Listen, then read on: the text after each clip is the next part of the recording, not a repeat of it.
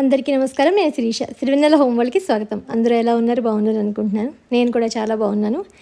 యాక్చువల్‌గా నిన్న శుక్రవారం పూజ వీడియో ఈరోజు షేర్ చేయాల్సి వచ్చింది. ఎందుకంటే నిన్న సాయంత్రం కూడా పూజకి సంబంధించిన చిన్న పని ఉండడం వల్ల ఇంకా లేట్ నైట్ అవుతుంది అప్లోడ్ చేయడం ఎందుకులే అని చెప్పని ఈరోజు ప్రశాంతంగా పోస్ట్ చేద్దాం అనుకున్నాను.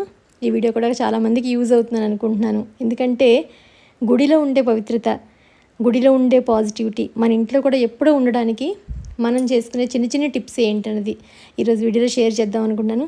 ఎందుకంటే భగవంతుడి అనుగ్రహం మనందరిపై ఉండాలి. ఇల్లు ఎప్పుడూ దేవాలయంగా మనకి ప్రశాంతంగా ఉండాలి. ఇంట్లో వాళ్ళు ప్రశాంతంగా ఉండాలి, ఎప్పుడు ఆరోగ్యంగా ఉండాలి, సంతోషంగా ఉండాలి, మనశ్శాంతిగా ఉండాలి. మన పిల్లలు చక్కగా చదువుకో అంటే మనం ఒక మంచి ధోరణిలో వెళ్ళడానికి మనం చేసే పనులు, మన ఇంటి వాతావరణమే దానికి ఖచ్చితంగా హెల్ప్ అవుతుందని అనుకుంటాను. అంటే మన వ్యక్తిత్వం, మన బిహేవియర్ అన్నీ కలిపి అందులో కలుస్తాయి ఖచ్చితంగాను. మనకి అంటే కష్టాలు, జీవితంలో అన్నాక కష్టాలు సుఖాలు అన్నీ వస్తూ ఉంటాయి. కానీ భగవంతుని అనుగ్రహం ఉంటేనే ఖచ్చితంగా మనం దేంట్లో అయినా ఎదురుకు వెళ్ళడానికి ఒక మెయిన్ పాత్ అది మనకి. అందులో ఈ రోజులో నేను చెప్పే కొన్ని టిప్స్ మీ అందరికీ తెలుసున్న ఇంకొకసారి మనం తెలుసుకుంటాము చక్కగా అని అనుకుంటున్నాను. నేను తెలుసుకుంటూ ఉంటాను, అలాగే నాకు తెలిసిన మీకు షేర్ చేస్తూ ఉంటాను. మీకు కూడా నచ్చుతాయని ఒక చిన్న హోప్ అంతేను. శుక్రవారం అనగానే ప్రత్యేకించి నేను మంచి ముగ్గు పెట్టుకోవాలి, చక్కగా పూజ చేసుకోవాలి, ప్రశాంతంగాను అందంగా అమ్మవారిని అలంకరణ చేసుకోవాలి అని అనుకుంటాను కదా.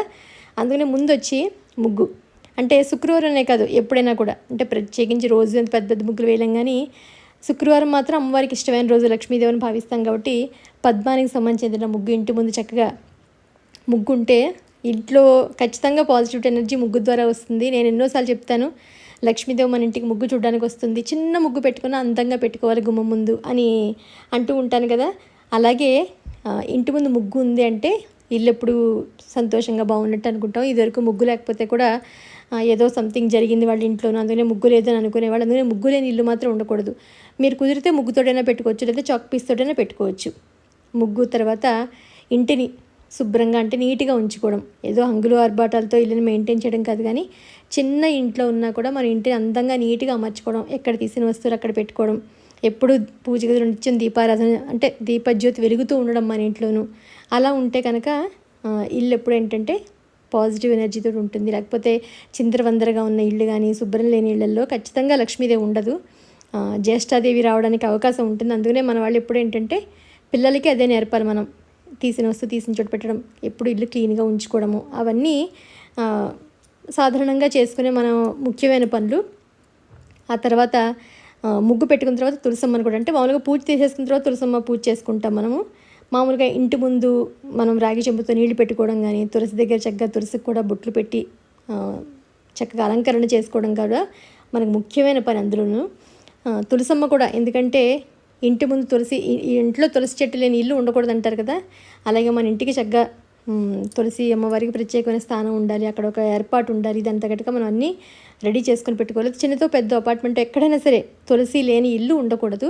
తులసికి చక్కగా పసుపు కుంకుమ పెట్టడం కానీ, రాగి చెంబుతో గుమ్మ ముందు నీళ్లు పెట్టుకుంటే ఇవన్నీ పాజిటివ్ ఎనర్జీని మన ఇంట్లోకి తీసుకోవడానికి వస్తాయి. నెగిటివ్ ఎనర్జీ మన గడప దాటి లోపలికి రాకుండా కూడా వీటికి తోడ్పడుతుంది. ఎందుకంటే మనకి ఏదో నెగిటివ్ ఎనర్జీ వస్తుంది, ఏదో దిష్టి దోషం జరుగుతుంది, మనకి ఏదో చికాకులు వస్తాయి, అనుకోకుండా గ్రహాలు బాగోనప్పుడు కూడా మనకి ఏదో ఆర్థిక ఇబ్బందులు వస్తాయి. కష్టాలు లేకుండా జీవితం అనేది ఉండదు.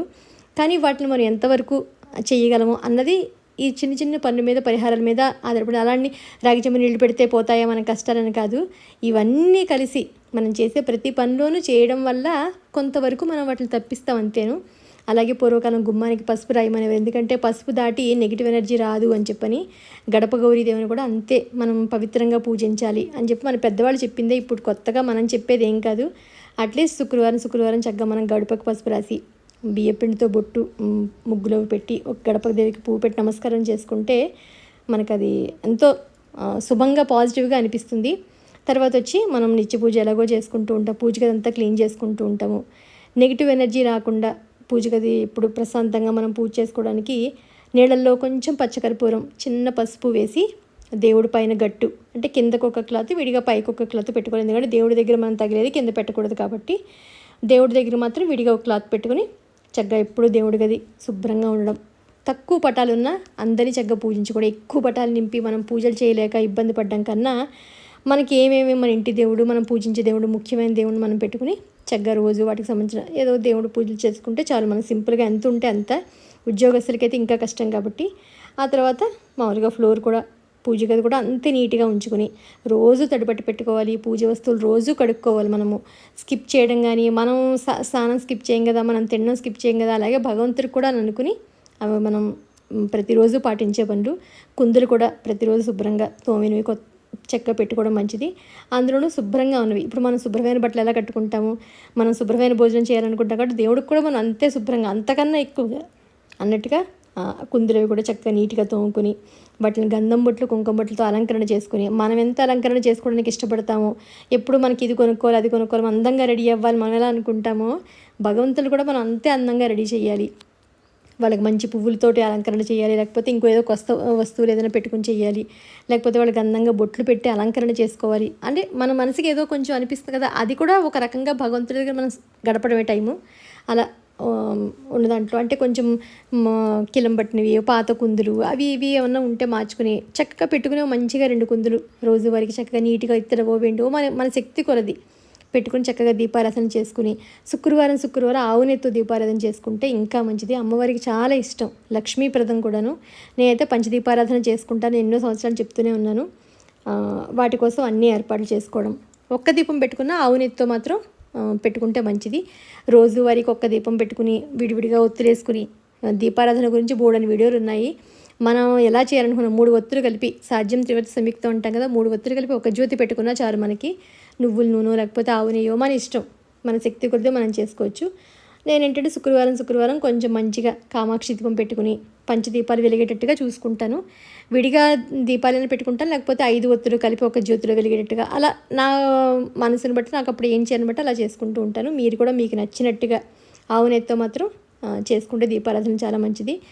ఏది చదువుకున్నా మన మనసుకు ఏది అంటే మన నోటికి ఏది వస్తే అది, రాని వాళ్ళ ఏదైనా ఆడియో పెట్టుకునే చదువుకోవచ్చు, లేకపోతే ఓం శ్రీమాత్రే నమః అనుకోవచ్చు, ఓం నమో వెంకటేశాయ అనుకోవచ్చు, ఓం లక్ష్మీ గణపతి నమః అనుకోవచ్చు, ఓం నమ శివాయ అనుకోవచ్చు, ఓం శ్రీరామాయ నమః, ఏదో ఒకటి మనకు తోచిన దాన్ని ఏదో చిన్నగా ఒక 21 సార్లు 11 సార్లు అనుకుని మన నోటికి ఏదైనా మంత్రాలు వస్తే అవి చదువుకుని ఒక 5 నిమిషాలు, మనకి ఎన్నిటికో టైం ఉంటుంది, ఫోన్ చూడడానికి అన్నిటికీ టైం ఉంటుంది కాబట్టి దేవుడి దగ్గర కూడా ఒక 5 నిమిషాలు సమయం కేటాయించి దీపారాధన ఒకటైనా కనీసం చేసుకుని, దీపజ్యోతి మాత్రం ఖచ్చితంగా వెలగాలి ఇంట్లోనూ, అది చేసుకుని చక్కగా నమస్కారం చేసుకుని ఈ పూజకి దాని ఏర్పాట్లు ఏమేమి ఉన్నాయో అవన్నీ చక్కగా క్లీన్గా శుభ్రంగా పెట్టుకుని ఒక నమస్కారం చేసుకుంటే భగవంతుడు కూడా సంతోషిస్తాడు. అలా మనం నిత్యం ఇది అలవాటు చేసుకుంటే మంచిదని అంతే. ఆ తర్వాత మనం ఇంకా పంచోపచార పూజ చేస్తామా, షోడశోపచార పూజ చేసుకుంటామా, అది మన శక్తి, మన ఓపిక, మన భక్తి అంతే. వీరున్నప్పుడు మనం చక్కగా చేసుకుని ఏదో ప్రసాదం కానీ పంచోపచారం మాత్రం కంపల్సరీ చెయ్యాలి. చెప్పానుగా ధూప దీప నైవేద్యాలు హారతి ఇవన్నీ పంచోపచార పూజలోకి వస్తాయి కాబట్టి అవి మాత్రం ఖచ్చితంగా చేయాలి. అంటే భగవంతుని మనం ఆశీర్వదనం చేయడం, దీపజ్యోతిని వెలిగించడం, ధూపం చూపించడం, నైవేద్యం పెట్టడం, హారతి ఇవ్వడం, ఇవి మనం ప్రతిరోజు చేయాల్సినవి. దేవుడికి నైవేద్యం పెట్టకుండా వస్తే కూడా పాప ఆయన ఆకలితో ఉంటాడు కాబట్టి ఏదో ఒక నైవేద్యం పెట్టడం, తర్వాత దీపజ్యోతికి జగ్గ పువ్వులు గంధం అక్షంతలను సమర్పించి నమస్కారం చేసుకుని అప్పుడు మనకి ఏది వస్తే వాటిని పువ్వులతో అలంకరణ నోటికి చదువుకుంటూ చక్కగా మనం చేసుకోవచ్చు. ఇవి నిత్య పూజ అంటే ఎన్నో పూజలకి మనం చేసే ముందు చేసుకునే పూజలు కాబట్టి పెద్ద పెద్ద పూజలు మనం ఎన్నో చేస్తూ ఉంటాం. నిత్య పూజ మాత్రం మానకూడదు. అలాగే నేను ప్రతి వారం ధనధాన్య కలిసిన డబ్బులు మార్చుకుంటూ ఉంటాను, ఆ సంగతి తెలిసిందే. అలాగే ఈరోజు శుక్రవారం కదా, మణిదీప వర్ణనకి 32 మల్లెపూలతో పూజ చేద్దామని అనుకుని చదువుకుని మామూలుగా మల్లెపూలతోటి స్తోత్రానికి ఒకటి వేద్దాం అనుకుంటున్నాను. మీరు కూడా ఒకసారి వినండి. మహాశక్తి మణిద్వీప నివాసిని ముల్లోకాలకు మూల ప్రకాశిని మణిద్వీపములు మంత్రరూపిణి మన మనస్సులలో కొలువై ఉంది. సుగంధ పరిమళ పుష్పాలెన్నో వేలు అనంత సుందర సువర్ణ పూలు అచంచలంబుగా మనోసుఖాలు మణిద్వీపానికి మహానిధులు.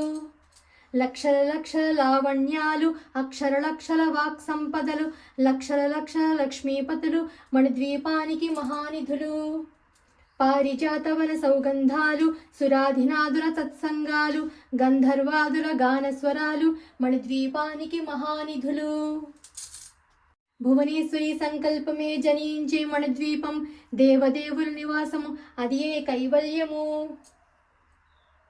పద్మరాగముల సువర్ణమడలు పర్యామడల పొడవున గలవు మధుర మధుర మగు చందన సుధలు మణిద్వీపానికి మహానిధులు అనుకోకుండా నైవేద్యం ఏం పెడదాం అనుకున్నప్పుడు మా అబ్బాయి చూసి అమ్మ జాంపళ్ళన్నీ రెడీ అయిపోయాయి, కోసి నైవేద్యం పెడదాం అన్నప్పుడు గౌబా పూజ మధ్యలో వెళ్ళి మా చెట్టుకు పడిన జాంకాయలు తీసుకొచ్చి ఈరోజు నైవేద్యం పెట్టాను. సంతోషంగా అనిపించింది నాకు భలే, మన ఇంట్లో కాయలు కదా అని చెప్పని. ఆ తర్వాత మామూలుగా నైవేద్యం అది పెట్టి హారతి అది ఇచ్చాను. అంటే ఇవన్నీ ఒక్కొక్కటి మనం చేసుకునేది, పూజకి సంబంధించినవి ఏమేమి చేసుకుంటాము, ముందు మాలిన్యం తీయడం కానీ, తర్వాత పూజ చేసుకోవడం కానీ, దీపారాధన చేసుకోవడం కానీ, నైవేద్యం పెట్టడం కానీ, హారతి ఇవ్వడం కానీ, ఇవన్నీ మన రోజువారీ జీవితంలో మనం అన్నీ చేసుకునే పనులు ఇవన్నీను. ఎందుకంటే అమ్మవారి అనుగ్రహం మనందరిపై ఉండాలి, అందరం బాగుండాలి, సంతోషంగా ఉండాలి అని చెప్పని మనం భగవంతుడిని ఏదో ఒక కోరిక రూపంలోనే మనం ఎప్పుడు ప్రార్థిస్తూ ఉంటాం కదా. మనకు తీర్చాలి, మనకున్న కోరికలు ఏమైనా ఉంటే తీర్చి మనం సంతోషంగా చూడాలి అని చెప్పని అందరం కోరుకుని చేసేది అది. అందుకని నేను కూడా చక్కగా అంతా బాగుండాలని చెప్పని దేవుడికి పూజ చేసుకుంటూ ఉంటాను. శుక్రవారం ఒక 2-3 వారాలు కొంచెం అలసట చేశాను, కానీ లేదు శుక్రవారం చేసుకోకపోతే ఏదో వెల్తిగా ఉన్నట్టు అనిపించి చక్కగా పూజ చేసుకున్నాను. ఎందుకంటే శనివారం మేము వెంకటేశ్వర వ్రతకల్పం చేసుకుంటున్నాం కదా. ఈరోజు పూజ అయిన తర్వాత అందులో వీడియో అప్లోడ్ చేస్తాను. ఉదయం అంతా పూజ చేసుకున్నాను అనమాట, ఉపవాసం ఉండి. ఇది 5వ వారం అయింది, ఇంకా 4 వారాలు అయ్యాయి, ఇది 5వ వారం చేసుకున్నాము. ఇంకొక 2 వారాలు ప్లస్ ఒకటి ఎక్స్ట్రా చేసుకుందాం అనుకుంటున్నాం కాబట్టి అవన్నీ కూడా నిర్విఘ్నంగా జరగాలని కోరుకుంటున్నాను. ఆ తర్వాత ఇంటికి ఇంకొక చిన్న పరిష్కారం ఉంది. మామూలుగా మనకి దిష్టి దోషాలు అవి తగులుతూనే ఉంటాయి ఇంటికి, ఏదో ఒక నెగిటివ్ ఎనర్జీ ఎవరో ఒకరి ద్వారా వస్తుండదు. వీళ్ళు బాగున్నారే, వీళ్ళు మంచిగా వస్తువులు కొనుక్కుంటున్నారే, వీళ్ళు చక్కగా ఉన్నారే అని ఎవరో ఒకళ్ళు దృష్టి మన మీద పడుతూ ఉంటుంది. అందునే అవన్నీ పోవడానికి ఒక చిన్న పరిష్కారం, ఒక గాజు గ్లాసులో రాళ్ళ ఉప్పు 1 స్పూన్ వేసి, ఒక చిన్న నిమ్మకాయ వేసి, 2 రోజులకు ఒకసారి నిమ్మకాయ మార్చుకోవచ్చు, నీళ్ళు మార్చుకుని 4 రోజులకు ఒకసారి నిమ్మకాయ మార్చుకుంటే ఎవరిదైనా దృష్టి దోషం కానీ, నెగిటివ్ ఎనర్జీ కానీ ఇంట్లో ఏదైనా ఉంటే కూడా మొత్తం పోతుందట అది.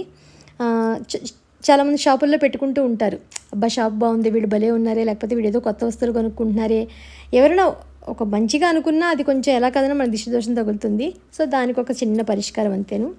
దాంతోపాటు దీపాల వేళ అంటే సాయంత్రం వేళ ఇంట్లో ధూపం వేస్తే మంచిది అని చెప్పని ఇంతకుముందు కూడా నేను 1-2 వీడియోలు షేర్ చేసినట్టున్నాను. దానికోసం ఆవు పిడక, అలాగే పచ్చకర్పూరం, అలాగే చిన్న బిర్యానీ ఆకు, లవంగ మొగ్గలు ఇవి కూడా వేస్తే, ధూపం కింద వేస్తే ఒక సైంటిఫికల్గాను మంచిది, అలాగే మన ఇంట్లో నెగిటివ్ ఎనర్జీ కూడా పోతుంది. ఇల్లంతా కూడా ఒకసారి చక్కగా ధూపం అంతా తిప్పితే, ఏ మూల అంటే ప్రతి మూల, ఇంట్లోని ప్రతి మూల తిప్పితే మన ఇంట్లో ఉన్న నెగిటివ్ ఎనర్జీ పోయి ప్రశాంతంగా ఇంట్లో పాజిటివ్గా ఉంటుంది. తెలియకుండా చెప్పానుగా ఏదో రకంగా వస్తూ ఉంటుంది, దానివల్ల చికాకులు వస్తూ ఉంటాయి మనకు కొంచెం. అందుకని ఇల్లంతా కూడా ఇలా సాయంత్రం పూట వేస్తే కనుక, ఆ తర్వాత ఇల్లంతా అయిన తర్వాత చివరి గుమ్మం దగ్గర కూడా మనం చూపిస్తే మంచిదని చెప్పని నేను ఇది కూడా వేశాను. అందుకనే మీకు కూడా ఒకసారి షేర్ చేద్దామని అనిపించింది. ఇవి 12 టిప్స్ మీ అందరికీ యూజ్ అవుతాయి అని అనుకుని షేర్ చేశాను. వీడియోని మీకు నచ్చితే కనుక తప్పకుండా లైక్ చేయడం మర్చిపోద్దు. అలాగే కామెంట్ సెక్షన్లో ఇంకేమైనా తెలిస్తే కనుక నాకు చెప్పండి. ఇది ఈరోజు వీడియో మీ అందరికీ నచ్చిందని అనుకుంటున్నాను. మళ్ళీ ఒక ఇంట్రెస్టింగ్ వీడియోతో మిమ్మల్ని అందరినీ కలుస్తాను. అంతవరకు బాయ్.